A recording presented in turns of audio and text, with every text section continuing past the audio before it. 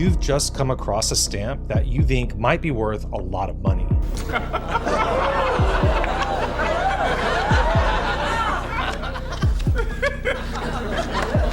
Excuse me. I'm going to Disneyland! But how can you know for sure? Many stamps that are worth a lot of money look almost exactly the same as the ones that have no value at all. Plus, many stamps are often altered or faked to make them appear to be their more expensive significant other. Even if you're 100% sure that what you have is rare and valuable, you're going to need a certificate of authenticity before anyone will even consider offering any significant amount of money for it. There it is! It's beautiful! Take your hat off, boy, that's a dollar bill! There's just too many fakes and altered stamps floating around out there. Plus, condition is a huge factor when it comes to rare stamps. A certificate will also note any imperfections, thus affecting its value.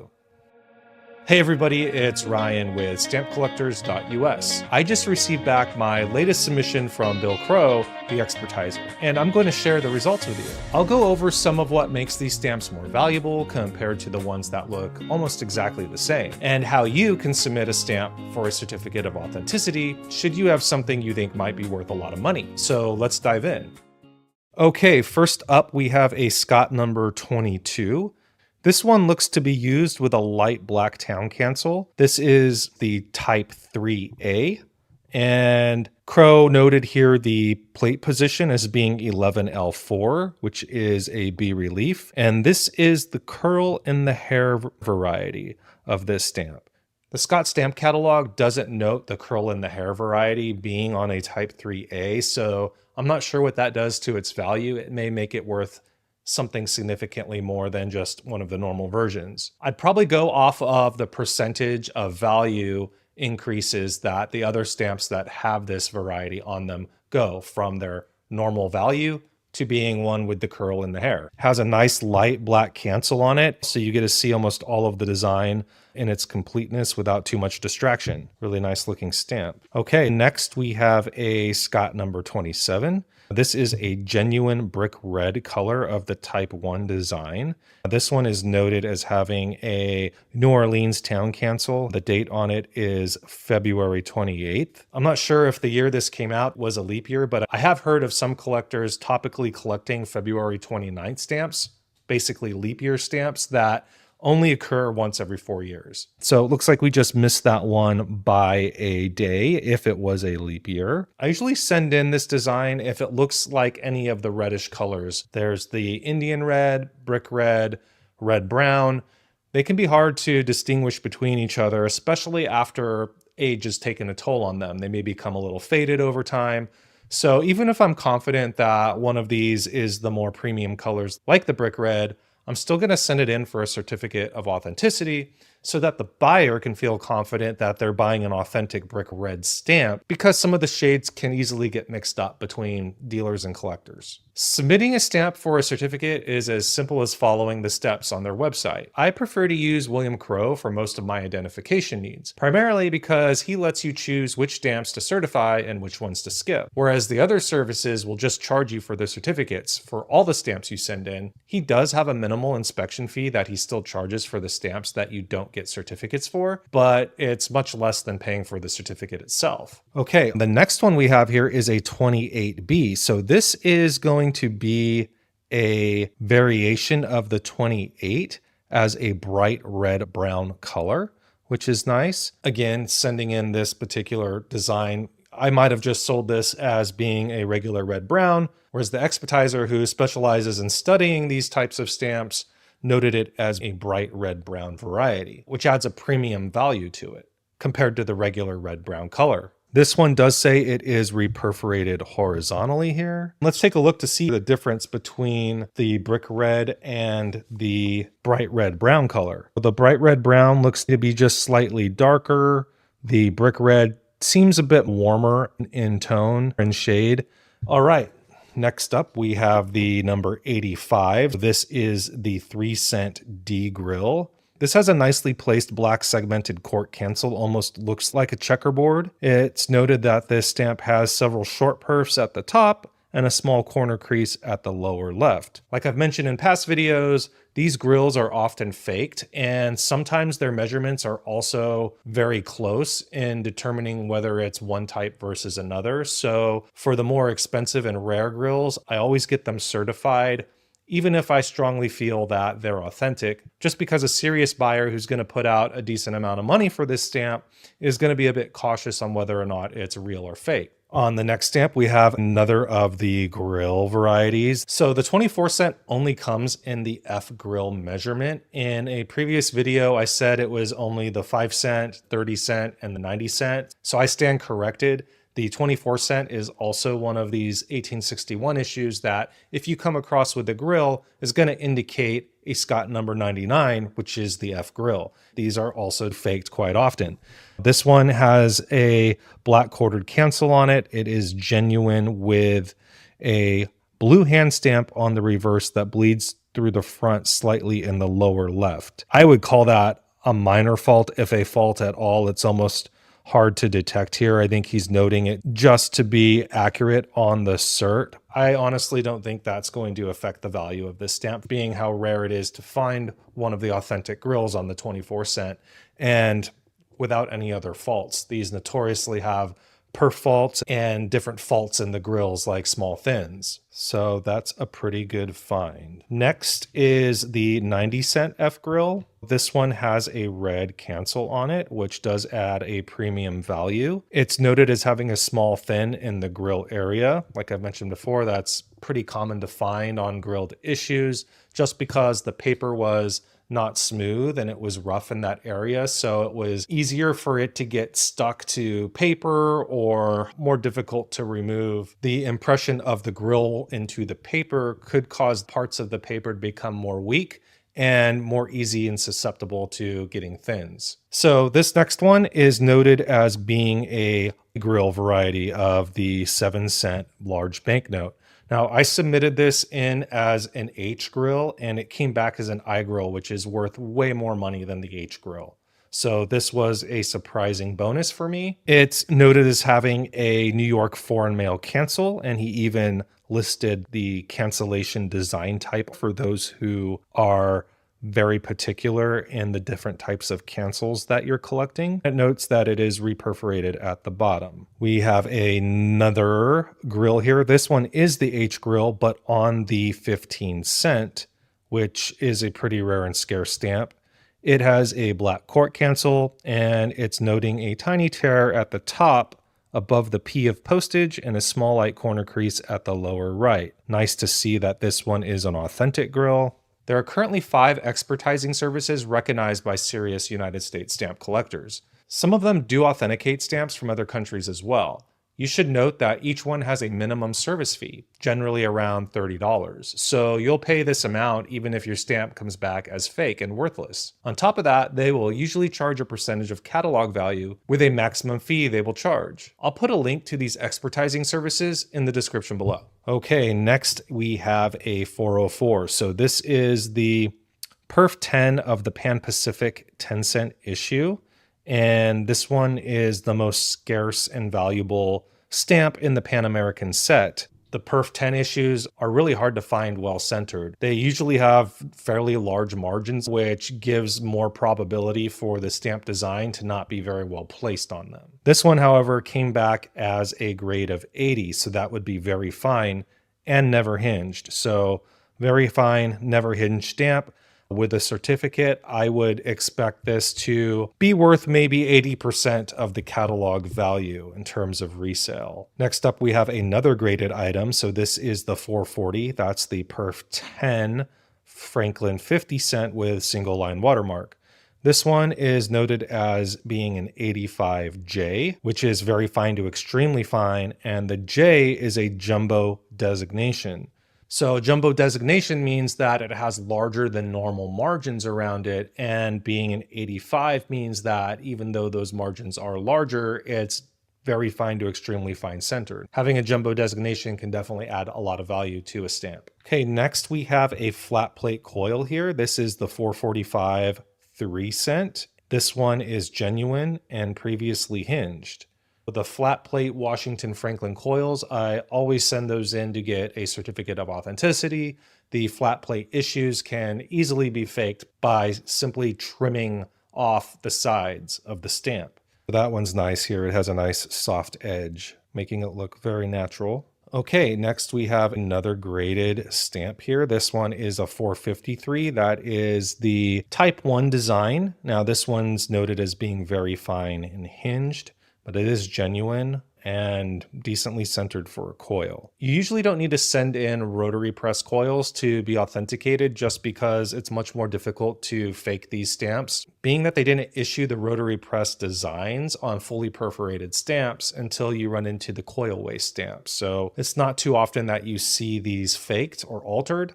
But if it's one of the more expensive ones, getting certificate, again, is just going to bring a lot of confidence to that buyer and likely bring up the price he's willing to pay for it, knowing that it's an authentic stamp. I sent this one in because it was decently centered, especially for a coil, which can be a little bit more tough to get nicely centered. And this one came back as very fine. So I would expect the value of this one to be somewhere around 80% of the catalog value. Now we have a graded 85 coil here. This one is another rotary. This is going to be the 456, which is the 3-cent Type 1. This one is never hinged. I really like the centering on this stamp. It's tough to do with these coils. Having that grade of 85 is definitely going to add value over the catalog. Okay, then next we have a 459. So this one is known as the imperf coil. Now the 459 is not very easily faked just because you have to have a coil that has large enough margins on it to pass for an imperf if you were to trim those off.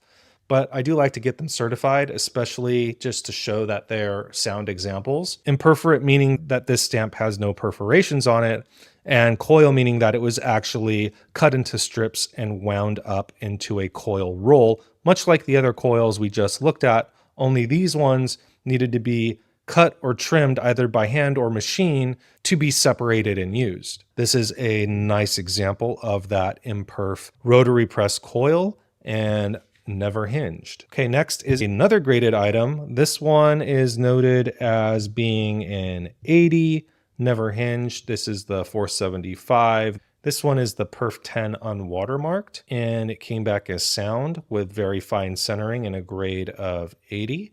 And never hinged. Nice looking stamp. Following suit is the 476. So this one also came back genuinely never hinged. You can tell on this one that it's not very well centered. I never get a stamp graded unless it's going to be an 80 or higher, just because anything below that is not very fine and is worth even less than what the catalog value says.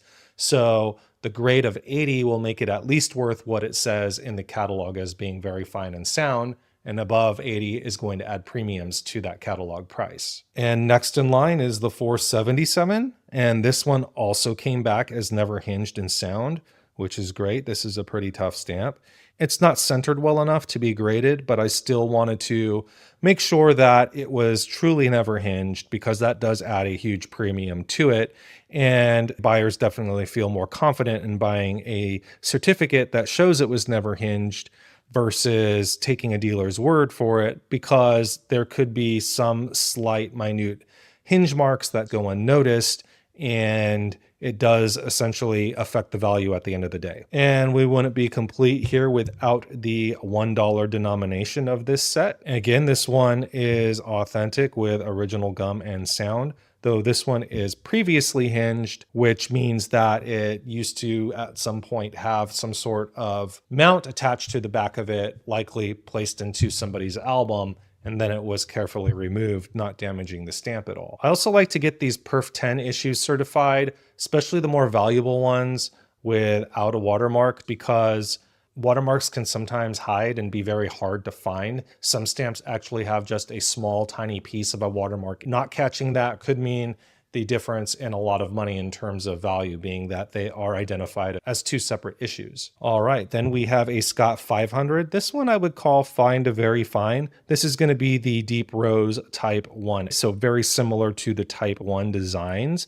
except the lines are all much heavier. So it gets close to looking like a type 2, but it only came on flat plate issues like this, the number 500. And this one came back also sound and never hinged. All right, and last up, we have a Scott number 545. This is that coil waste issue I mentioned earlier, where these are rotary press stamps that were originally designated to become coils, but instead ended up perforating them on all sides, thus giving them their own designation. This one came back in sound condition with original gum and never hinged. Never hinged on this issue goes way up the roof, so I wanted to make sure that it truly was never hinged and sound.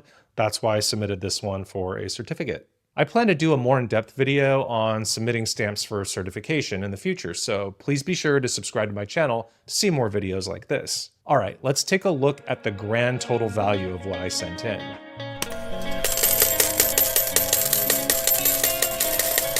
Just like with everything else, it takes time and experience to learn what has value and what might be worth sending in to certify when it comes to stamps. If you stick with it long enough, it can be an extremely rewarding hobby or investment. Hey everybody, it's Ryan with West Coast Stamp Company and stampcollectors.us. Today we're going to take a look at my latest submission to William Crow, the stamp expertiser. Crow has been expertising my stamps for the past 4 or 5 years. I use him a lot when I'm trying to get things identified for their authenticity and soundness, but not necessarily grade. He does do grading, and I do appreciate his grading. I just choose to usually use PSE for my grading just because they are connected directly to the SMQ value list, which is accepted in a lot of auction settings. So I feel that those graded stamps will tend to more likely be closer to the SMQ values. I've always said graded stamps are just the opinion of the expertiser. Sometimes you'll see graded stamps that don't look necessarily like they're as well centered as they say they are. I think there are ways that the human eye looks at symmetry and balance, and colors and design can affect the way we see that. Whereas I think when they measure the stamp, they're doing it at a microscopic level.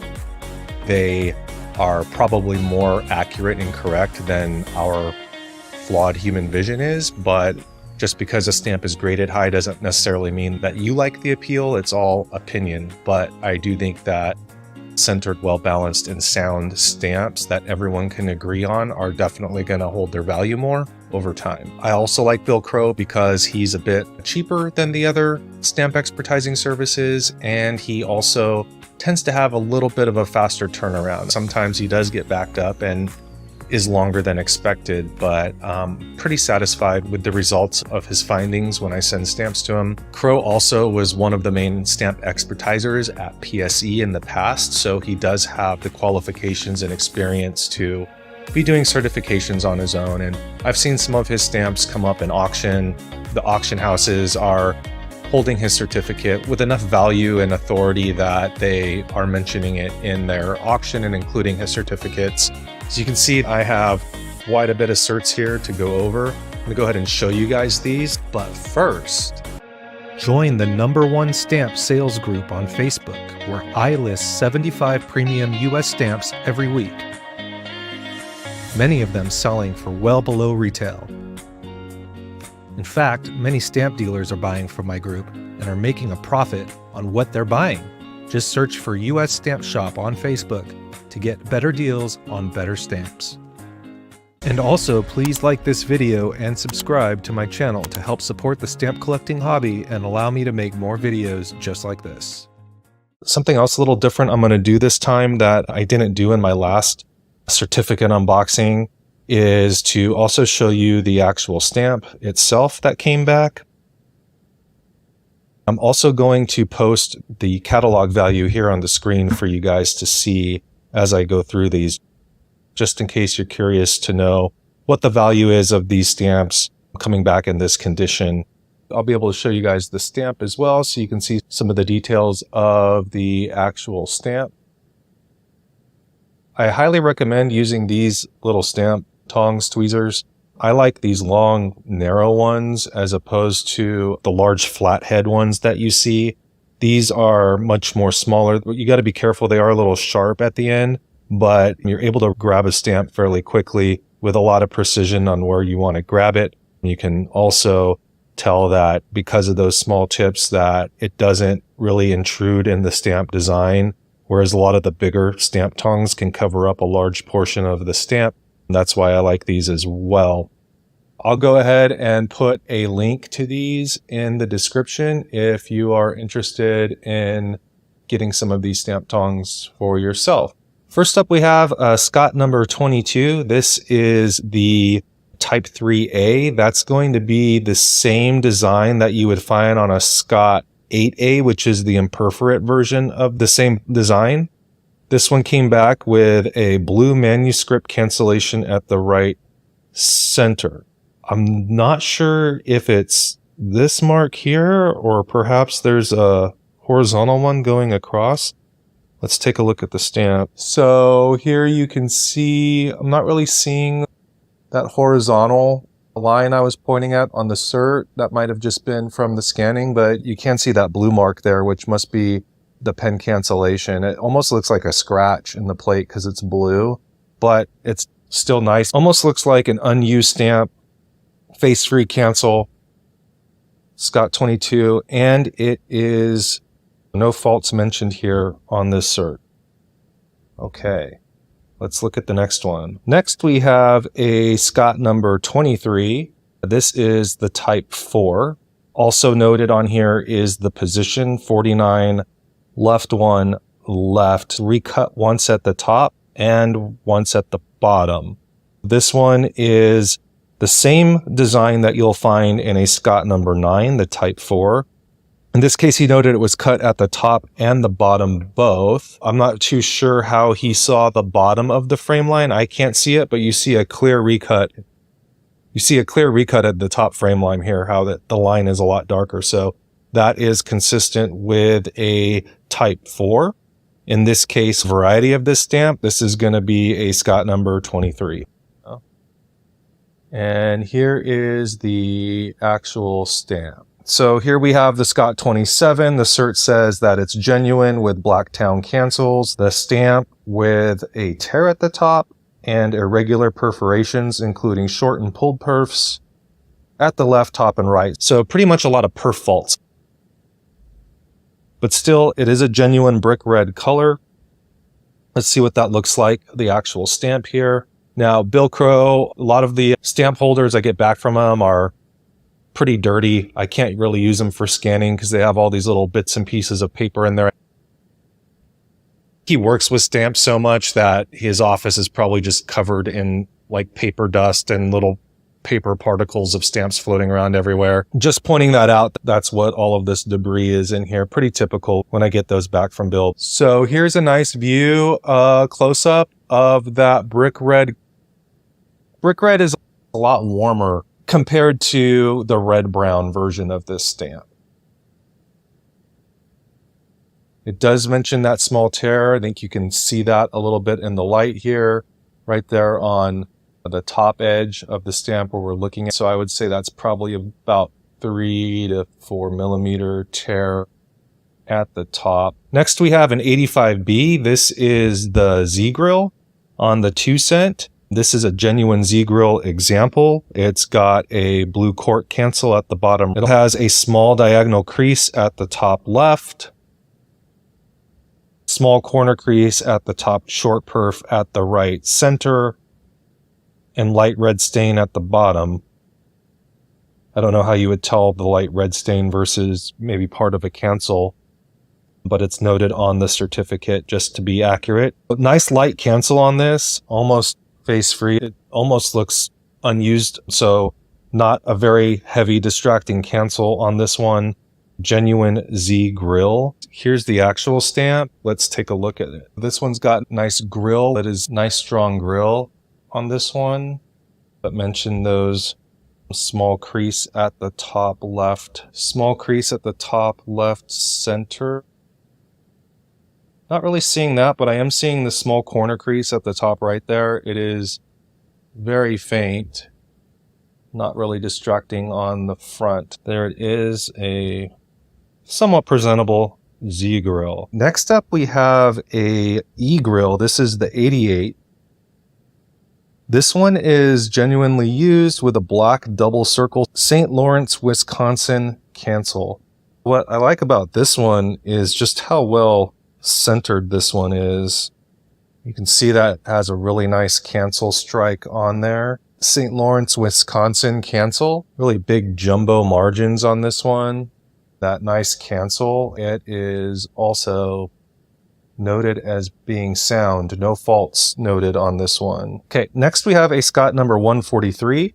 This is the 30-cent H grill in the large banknote series. This one on the cert says that it is genuine used with the black cork cancels, the stamp with a small tear and diagonal crease at the right center.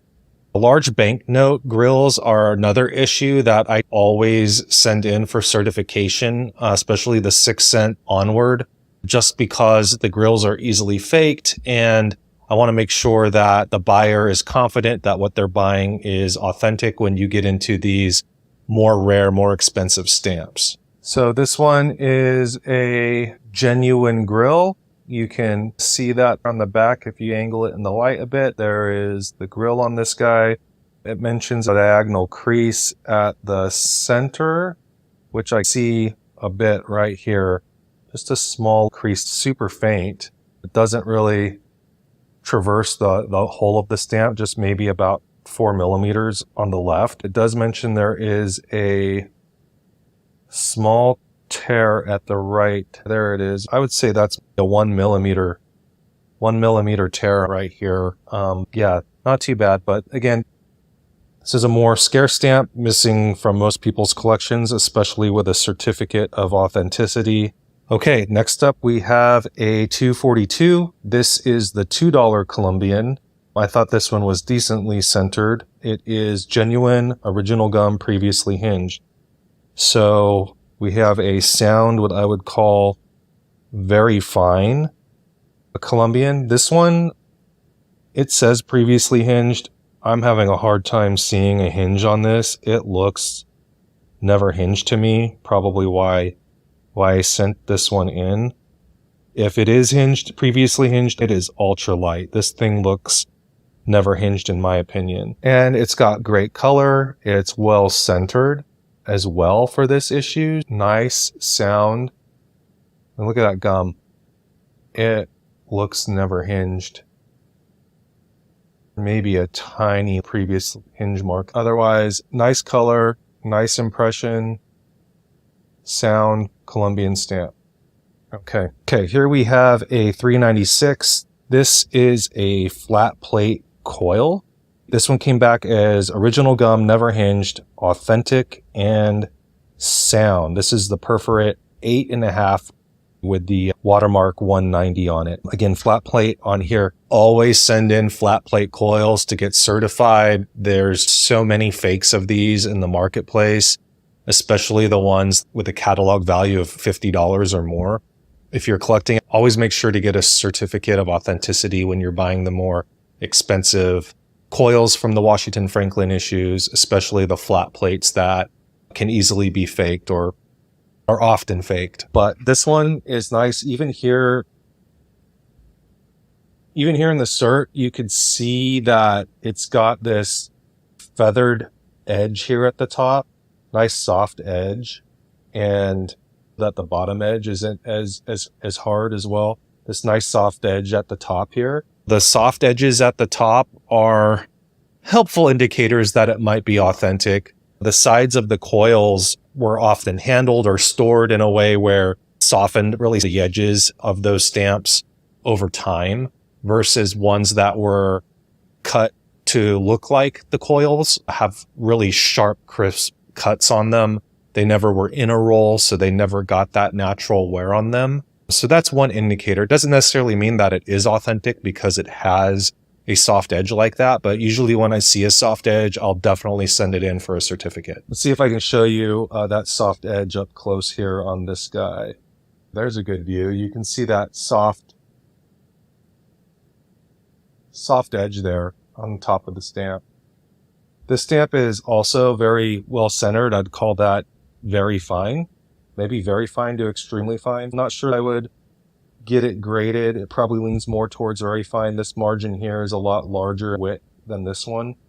The space between the perforation holes and the design on the left is much smaller than the space we have here at the right. So still never hinged, genuine example of the 396. Next up, we have a 446 coil pair. This is the 4-cent perf 10, another flat plate issue that I would strongly suggest getting certified if you're going to be purchasing one of these, just because there are so many fakes out there. Let's take a look at this one a little closer. So previously hinged, I wouldn't call that lightly hinged because there is quite a bit of gum disturbance where the hinges used to be attached.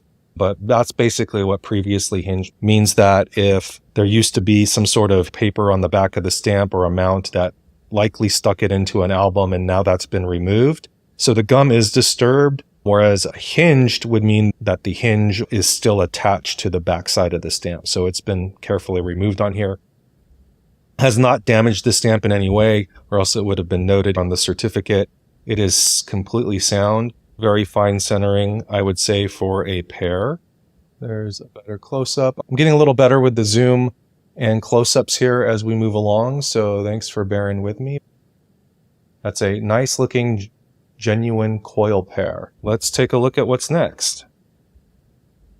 Next we have a 447. So this is the next one in line with the 446 we just looked at. This is another coil pair. However, this one has never been hinged, which means that the gum is undisturbed on the back.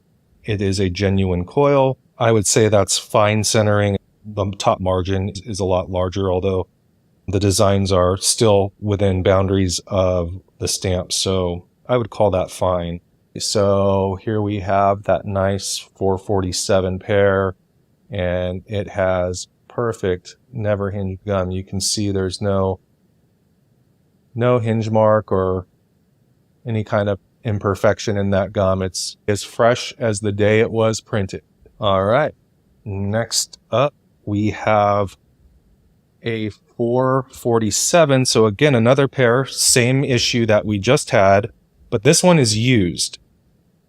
A lot of times, genuinely used coil pairs can be worth more than the mint versions or the mint examples of them, just because they're harder to find in sound condition after being used, especially an example like this where you have the right tab connected to the stamp.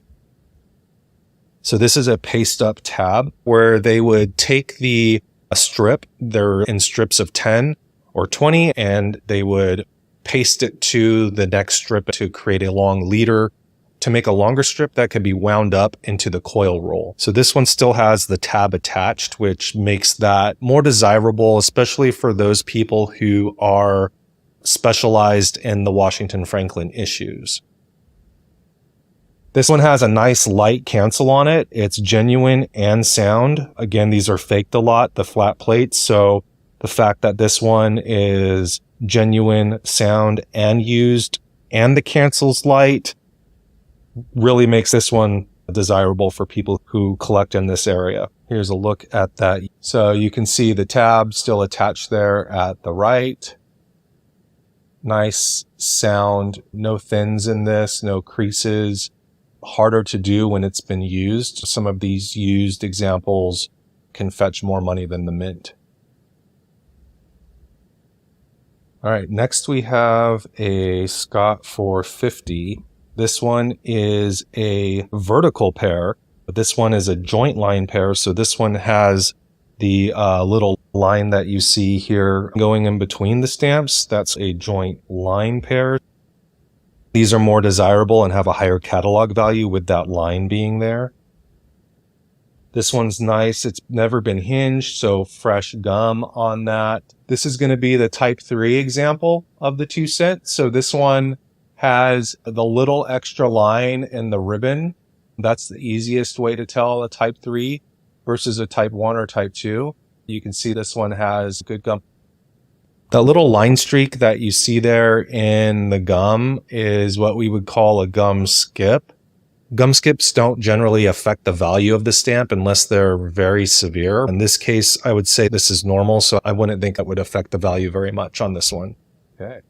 Like having this zoomed in this far because then it's very easy for me to pick up a stamp and show you. For some reason, when it's zoomed out, I'm having a tougher time doing that. Maybe I'll just leave it zoomed in right here and we'll look at stuff like this. Okay, let's go to the next one. Here we have a number 452. This is another joint line pair. This is a horizontal pair. The stamps are running horizontally versus vertically. This one came back as genuine and original gum and previously hinged. So let's take a look at this guy. See if I can hold it there. I'm not seeing the previous hinge on this. Man, if it's, oh, there it is in the very center. It is so tiny. Man, this almost looks never hinged, but super extremely light hinge on this one. Genuine and sound. We'll take that.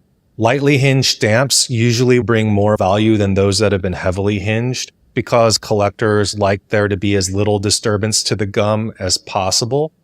And so usually you'll have lightly hinged stamps noted as such, and they usually will go for a little bit more money than the ones that aren't. The rotary versions of this design are going to be a little bit wider than the flat plate for the horizontal coils. And for the vertical coils, those are going to be a little bit taller. Next up is this 453. This is the next in line from the stamp that we just looked at, the 452. Also, this one's rotary press.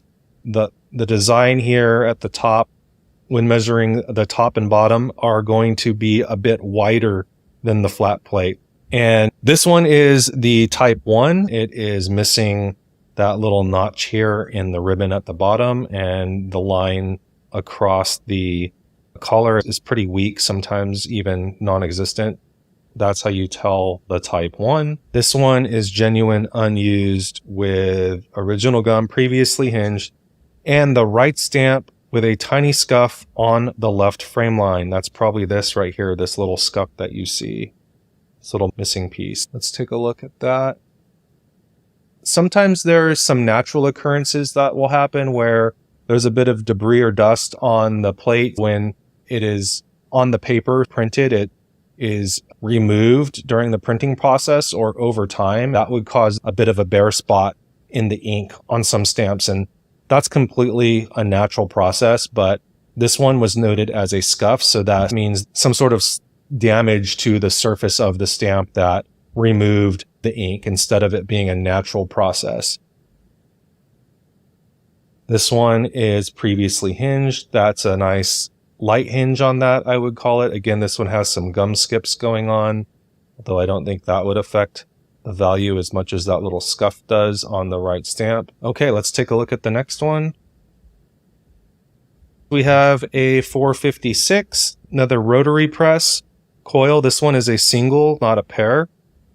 The 456 is the violet type 1. Here's a close-up of the 456. This one is with original gum and hinged. This is one of the more valuable, scarce denominations in the rotary press coils. Getting one of these is nice. You don't often run into a lot of fakes when it comes to the rotary coils, so certificates aren't always needed when buying and selling these.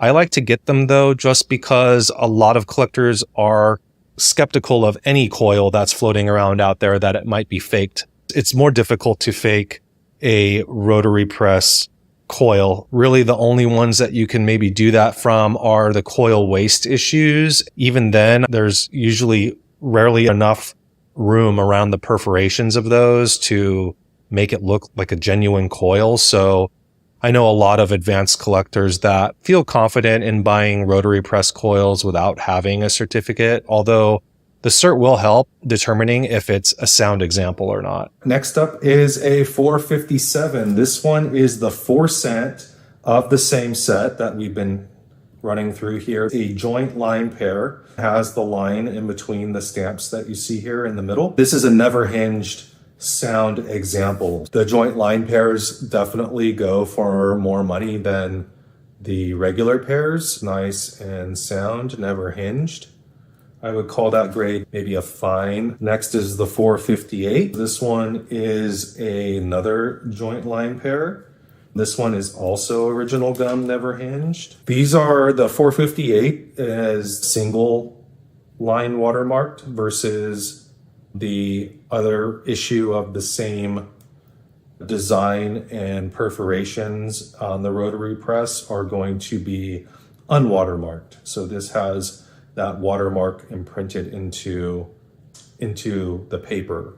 It is basically how you can identify this one. Again, I would call that fine centering. Okay, next is a 487.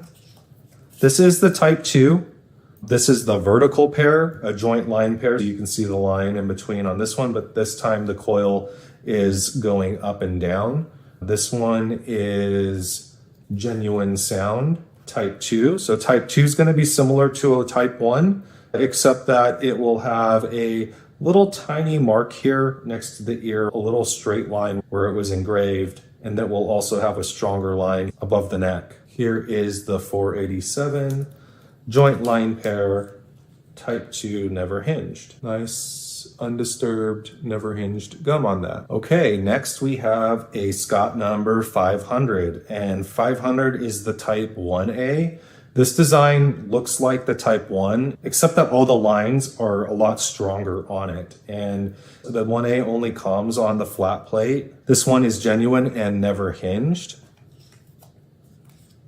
See if we can see those stronger lines here on it. The lines are a lot stronger.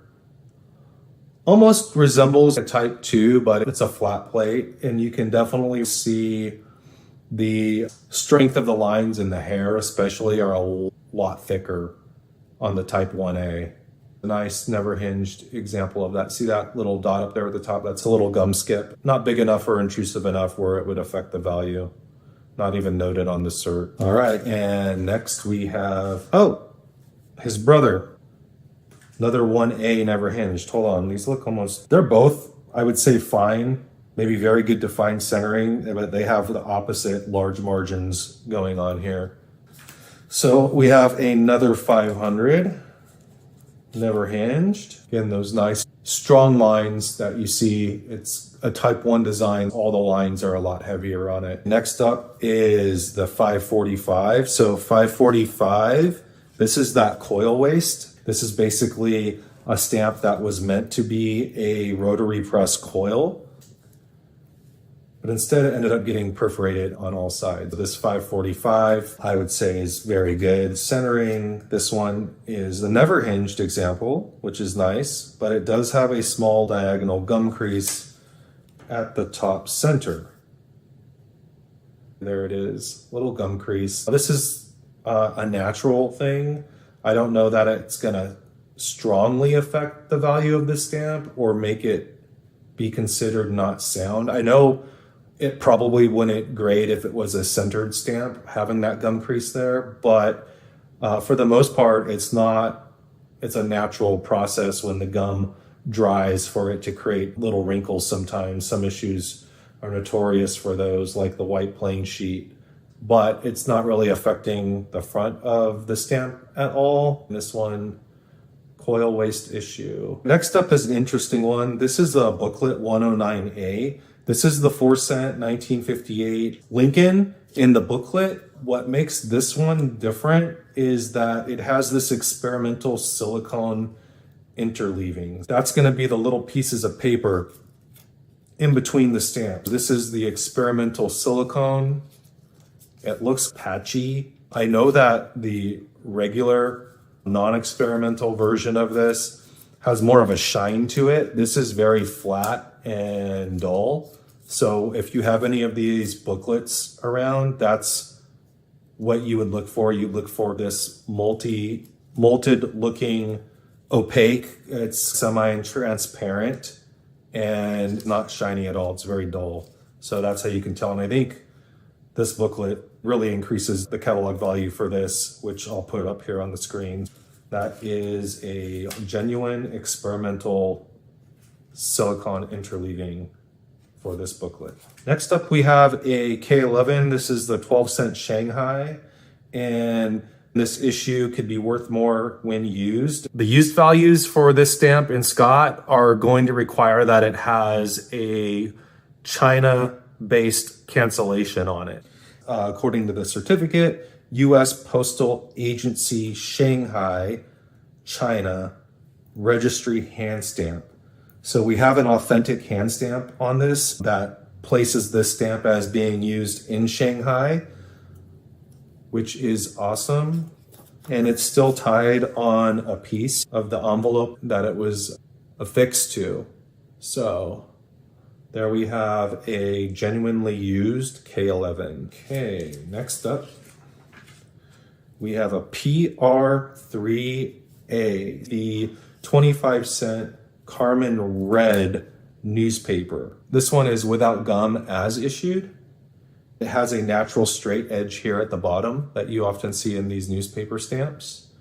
It's sound, a sound Carmen Red variety of the large newspaper with a straight edge at the bottom. Next, we have a PR5. This is the 5-cent newspaper.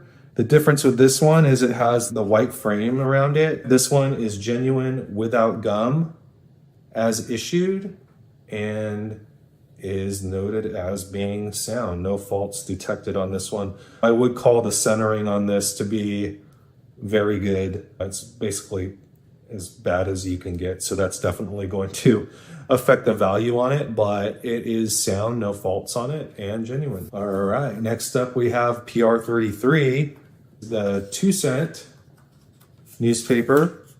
This one is the special printing. These from the special printing are usually issued on a much wider paper than the other ones. This one is genuine without gum as issued.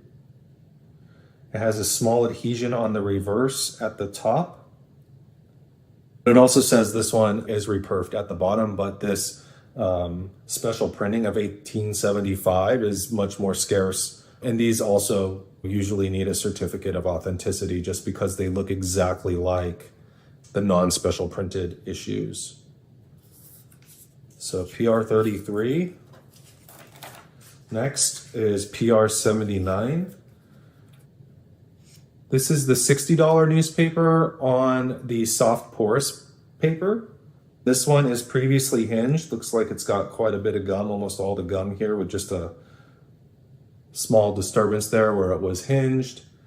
This one is sound, so this is a nice stamp. I would call it fine, maybe, in terms of its centering, but a PR79 $60 newspaper sound. Next up, we have a Confederate issue. This is the Scott 2A in light blue. This one's really nice. It has this gigantic left margin here, this nice October 7th town cancel. Not sure, someone could probably figure out what that town is. It was not noted on here, but it's nicely struck on there. In fact, it's got all 4 margins present around the stamp. And sound. This is a nice Confederate stamp if that's what you're into. Okay. This is another Confederate. This is the number 5. This one's a variety. It has a circular flaw in the upper left star. I think you can see that here on the cert up here, the top left star. It's supposed to look like a star like it does over here on the right side, but this one's got this big blotch on it. It's a variety that's noted in Scott catalog, having the circular flaw in the upper left star. This one is a genuine used example. It does have a small internal crease is what the cert says. So let's take a look. There you can see the flaw on the star in the top left corner. This is a 10-cent brown rose color. And it says that there is a small internal crease, maybe right below the hinge. I'm barely seeing it. If it's super faint, I would almost say that's caused by the pressure of the cancellation into the stamp. So I don't know if that's really a fault on it or not, but it's noted there. Other than that, no thins, no other creases on the stamp. And that nice 4 margin example of the CSA5. Next we have a CSA9. This one is the 10 cent where the word 10 is spelled out as opposed to a similar design that has the number 10. This CS9 is genuine. This one's saying that it's used with a light black cancel, although it looks unused upon initial look there. I don't know, can you? I see there's a little specks of cancellation on the 10 cent down there and towards the back of his head. It says there's a small fin in the back of the bust. I'm not seeing that when held up to a light here, so it's ultra small and thin if it's there. I'm not debating on whether it's there or not, but if it is, almost undetectable. So that's the CSA number 9. All right, last up, what we have is this Hawaii issue. So this is Hawaii number 13, and you can tell upon first glance that there are some issues with this stamp. I mean, it looks like somebody took a bite out of the top right of this stamp. I sent this stamp in to get certified because it is an extremely rare and high catalog value stamp. So I just wanted to make sure it was authentic if I was going to sell it to someone, even though it's in a condition that is really going to make it a space filler type stamp. Still, with the amount of catalog value that it's worth, having that certificate that it's actually real is going to help a buyer feel more confident in purchasing it. So we can see here it has, the cert just says that it's stained and faulty, and that's what we have here is a space filler of this Hawaii 13, but it is real, authentic, scarce stamp. Despite its condition, it should still be desirable for somebody to get this into their album if they collect Hawaii, especially if they've been waiting for a good deal on filling this spot with the number 13. All right, that's all I have for today. I hope you found that interesting. Thank you for joining me. Thank you for watching. If you like this type of thing, please let me know in the comments. I'll continue to do more of them when I get certificates back from the expertisers. Please be sure to like this video and subscribe. And as always, best of luck and happy collecting. Hey everybody, what's going on? This is Ryan with West Coast Stamp Company and stampcollectors.us. Today we're going to be looking at an order that I submitted to William Crow, the expertiser. A lot of you might be familiar with Crow certs. William Crow was one of PSE's expertisers in the past, and he now does his own expertising. Let's take a look at what I got back from him. All right, here's the package. Let's take a look and see what's inside. All right, first we've got a bag here with the bill. Gotta pay. Here are the certs. Okay, inside each of these are the stamps. All right, let's take a look and see what we got here. First up, we have a nice 138A. So this is the I grill. This is much more rare and scarce than the regular H grill. This came back as clean. I would call that almost very fine centering for this issue. Clean cert, sound, looks really good. Again, 138A.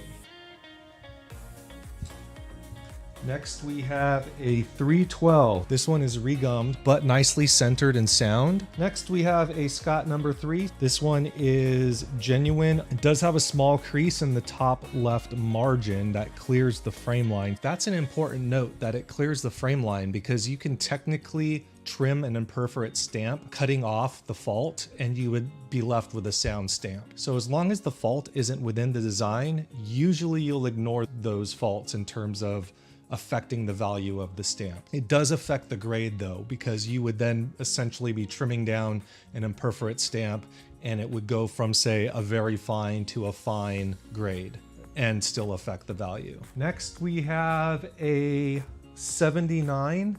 This is going to be the all over grill. So usually this stamp is valued with faults because of the all over grill. It was very easy for perforations on the edges to be torn off when separating the stamp.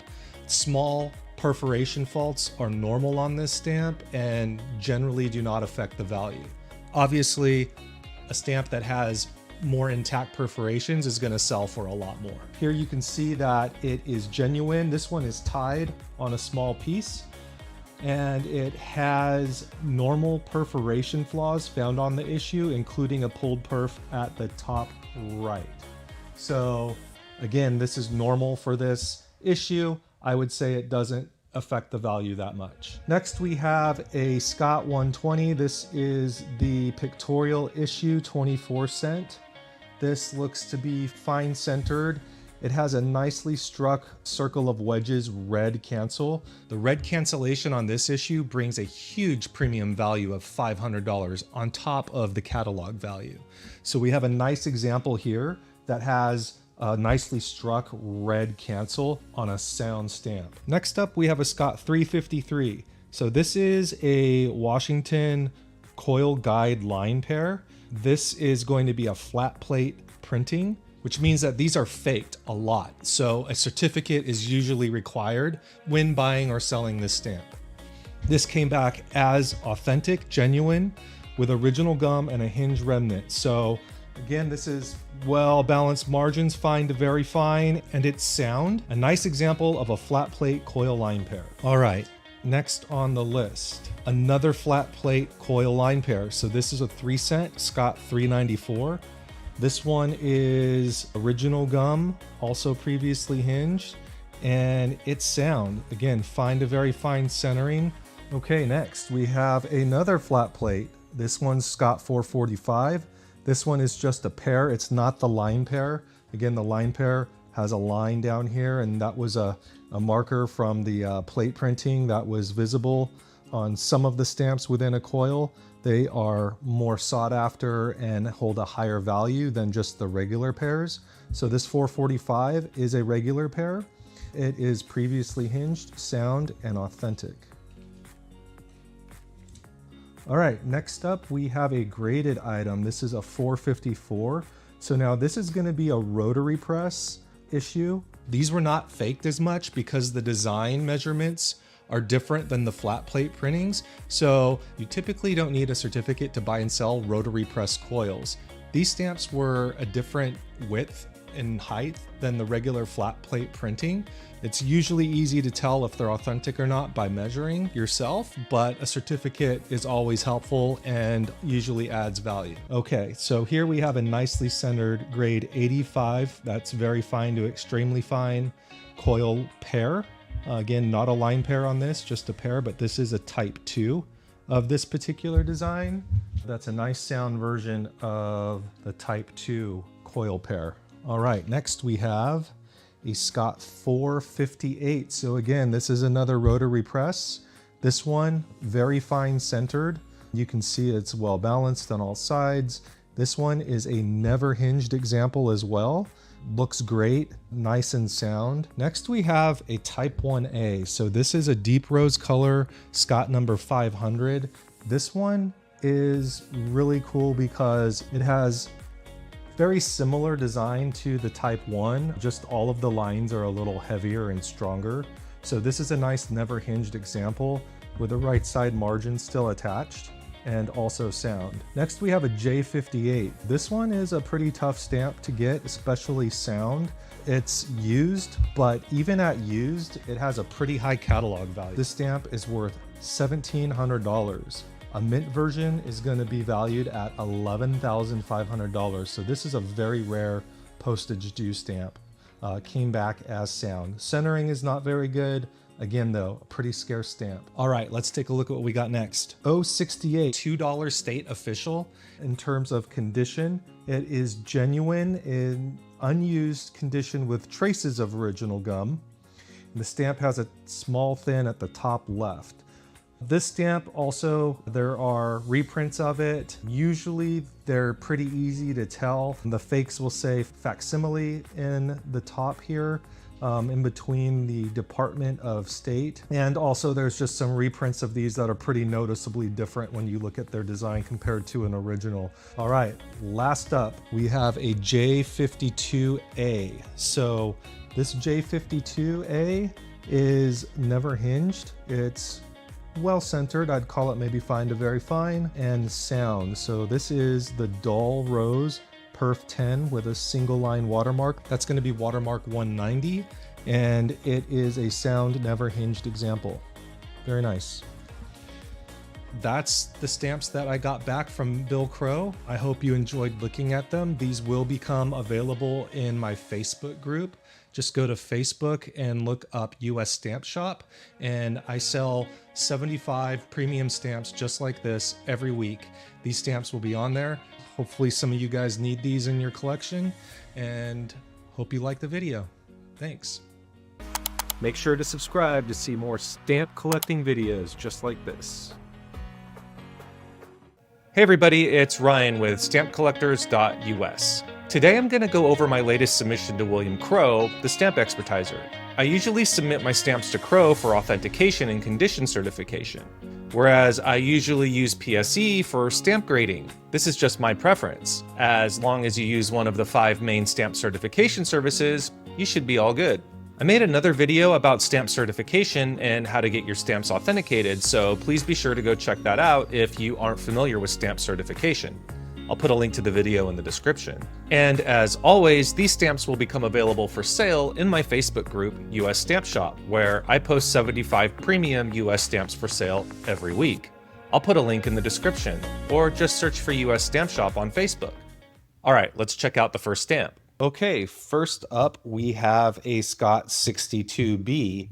Now this looks similar to a Scott number 68, this 10-cent design, but there are some slight differences up here in the frame of the US postage is an incomplete frame at the top. So you can reference a Scott catalog to learn a bit more about the differences between a Scott 62B and a Scott 68. And the Scott 62B is much more scarce and valuable than a Scott 68. Now this one came back as genuine with a very lightly struck red cancel on it. And the stamp has 2 small fins in the hinged area. Almost looks unused, but has a slight red cancel on it. All right, next up we have a Scott number 64, and Scott 64 is the pink color of the 3-cent design from 1861. Now, this particular stamp design comes in a variety of different shades, all the way from red to bright pink, and everywhere in between. And these different shades of colors each have a different Scott catalog number designation and a highly diverse range of values. So the most common is the Scott 65 in a rose color, which basically has no value if ungraded. Scott 64 is the pink shade, and this one came back as genuine. It also has a very nicely struck cancel on it. This one is a Kalamazoo, Michigan cancel, and it looks like it's October 31st, which would make this a Halloween issue stamp. Some people like to topically collect stamps issued on certain holidays or certain years or certain dates, but this one is nicely struck on the stamp, and I would say that this stamp is probably fine to very fine centering. We have just barely clear margins here at the bottom, so fine to very fine centering, and most importantly, this stamp came back without any faults on it at all, so that's definitely going to increase the resale value of this stamp by it being sound. Nice example of the Scott number 64. And continuing the topic of color varieties, here we have a Scott 70B, which is the steel blue variety of the 24-cent 1861 design. Now, this one is also another issue that a lot of collectors have difficulty in identifying whether or not they have the right shade or not. A lot of the knowledge and ability to identify specific shades of stamps really just comes with time and experience. There are guides out there like the White's Color Guide of United States Stamps, which compares different shades of stamps, so you can get an idea of what the different shades look like. But even so, it's still not 100% reliable, and in my opinion, experience really trumps everything when figuring out whether or not you have a specific color variety or not. And just because you have the experience doesn't mean that you're always going to be right. It also doesn't mean that you don't ever come across a stamp that challenges you or you're unsure of. You also have to be careful with the steel blue that there are fakes out there of this stamp, taking the regular Scott number 70, and treating it with chemicals to give it more of a bluish hue. A lot of times that will come out looking more of a greenish blue than an actual grayish blue, which is what the steel blue is. So this one came back as genuine. It does have a small sealed tear at the top and small corner creases at the left. So being that this one has some small faults on it, it will affect the value of the stamp, but still very presentable example of the 70B. Next up, we have a cover. This one has 3 of the 1 cent F grill stamps on it. These are the grilled varieties of the 1 cent. And on here we have a pair and a single. These are genuine stamps used, it says, on cover, but not tied. So not tied means that the cancellations on the stamps do not also go onto the envelope, tying it to the envelope so that you know that it was genuinely used on the envelope. Stamps that don't have tied cancellations to the cover are usually considered to be off-cover values just because there's no way of confirming whether or not these stamps originally came on this envelope or if they were added later on. Because having more rare stamps on the original envelope they came on could add a ton of value to the stamps being tied to that envelope. But in this case, it's not tied.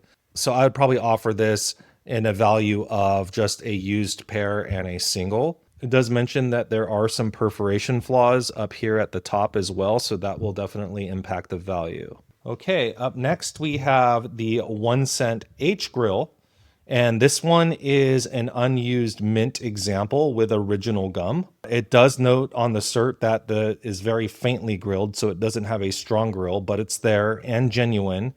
And this one is also sound, though not well centered. It's still a sound mint original gum example of the 1 cent H grill.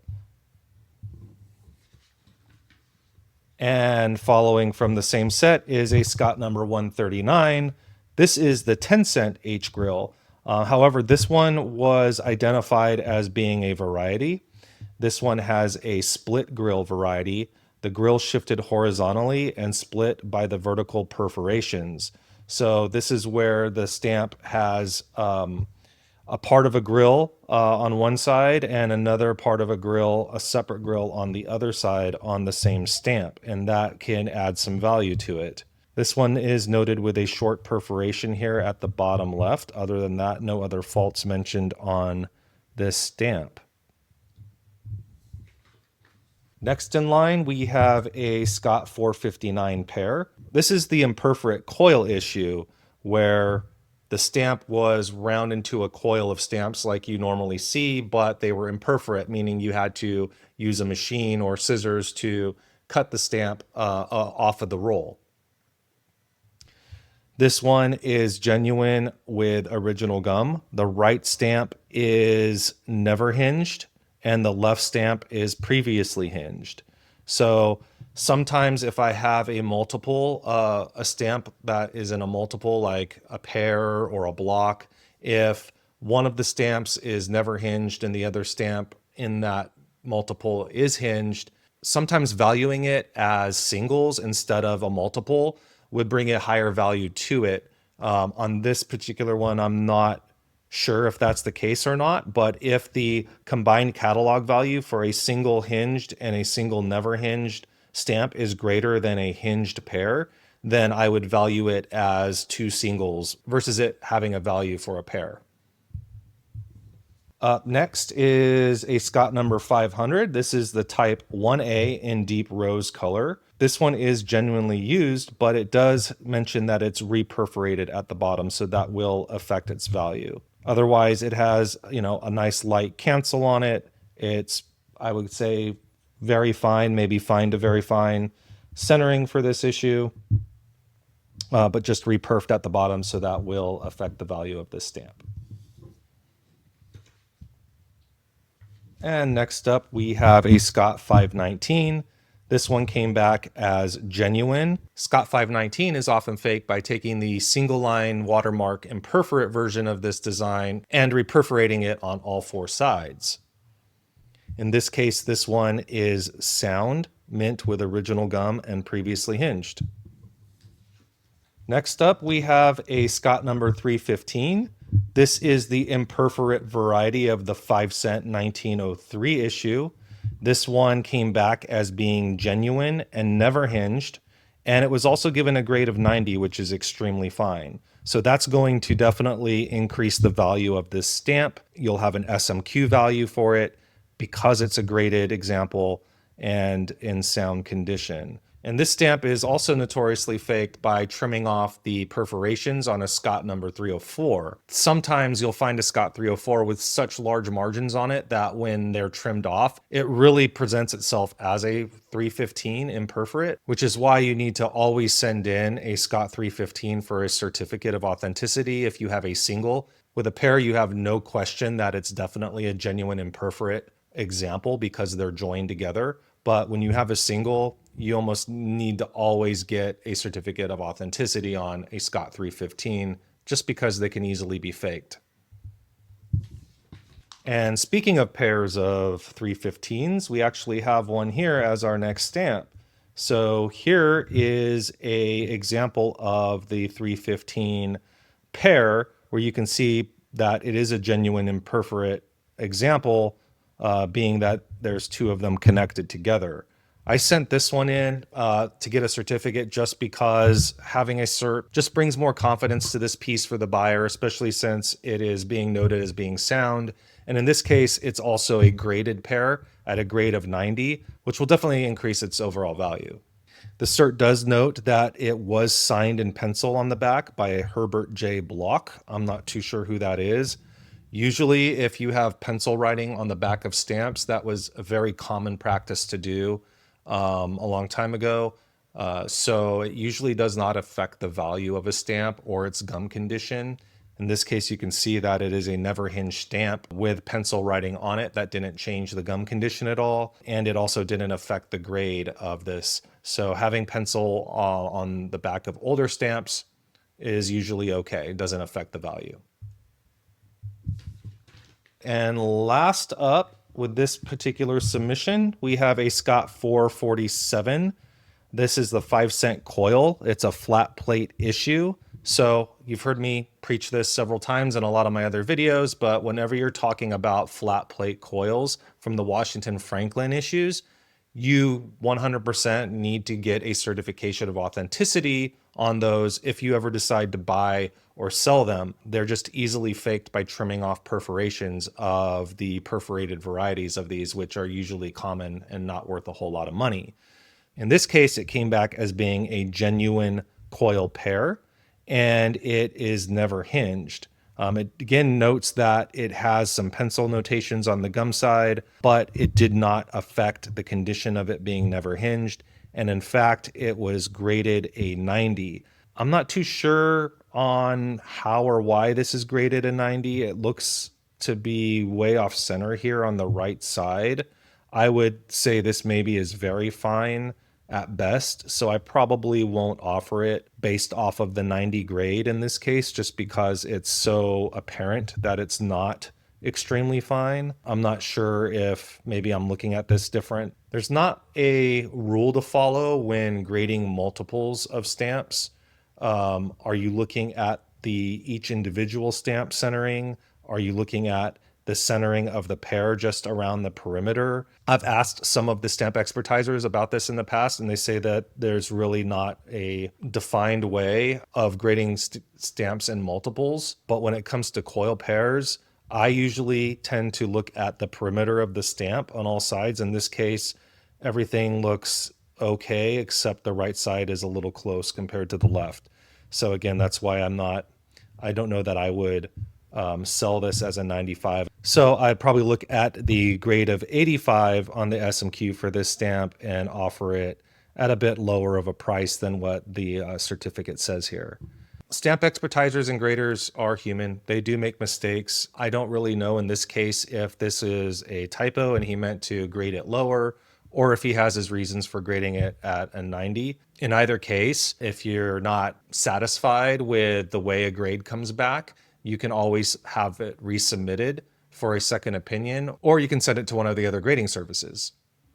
And that's it for this group of stamps. I hope you found this video interesting or educational. If you did, please be sure to give it a like to let me know, and I'll continue to make more videos just like this. Until then, as always, best of luck and happy collecting.